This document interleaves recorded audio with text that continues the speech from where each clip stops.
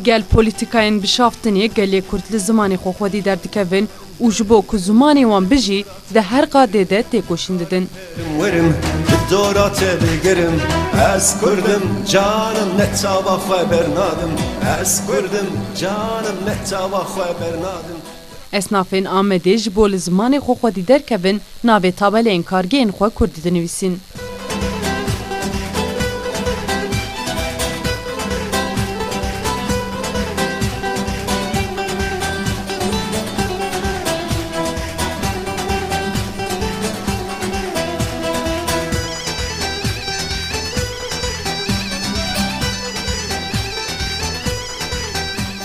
Esnafên Amedê yên ku navê tabeleyên kargehê xwe ji Tirkî guhertin Kurdî ji mîkrofona me re axivîn û xwestin hemû esnafên Kurd navê tabeleyên kargehên xwe biguherînin û bikin Kurdî. Ez Kurdim canım zimanê xwe bernadim ez Kurdim canım zimanê xwe bernadim. Esnafê bi navê Qedrî Elîbalê ev du sale bi însiyatîfa xwe navê kargeha xwe kirî Kurdî diyar kir ku bi salan e ji bo ku Kurd zimanê xwe ji bîr nekin gelek ê ji destê dewletê kişandine û got divê herkes xwedî li zimanê xwe derkeve. Zimanê dayîkê jî xwe pêş bixe û weka şîrê diya mel me helal e yanî vî zilm û vî zordestiyê û vî heqaretê heyekînga em ê bêxîretiyê ji xelkê re bikişîn. Bîjem bêjîk jî balkişan ser qedexeya zimanê Kurdî û hagot bi salan e zimanê Kurdî hat qedexe kirin.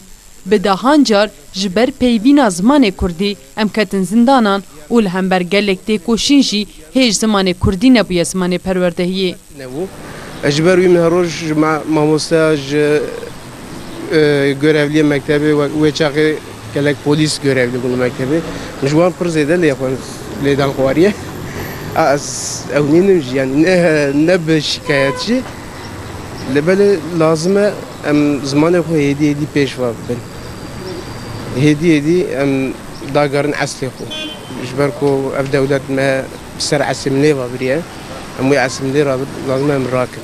Esnaf İshak Kaya jî diyar kir ku yê dibêje em Kurdin pêwîst e navên tabeleyên kargehên xwe bikin Kurdî. Heft heşt sal em bîkarî dikin. 4-5 sal bî me kirî keskusor. Berê bi Tirkî bû dawînê me guheran me got me bikin Kurdî.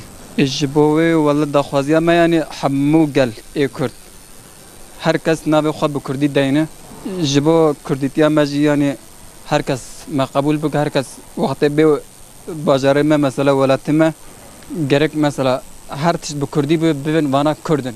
Enwer teka jî anî ziman ku di encama berxwedanek bê hempadê êdî dikarin tabeleyên kargehên xwe bikin Kurdî. Vanga min eviya bile herkes bi dilê xwe binivîsîne bi kurmancî evê kurmancî evê zazakî binivîsîne.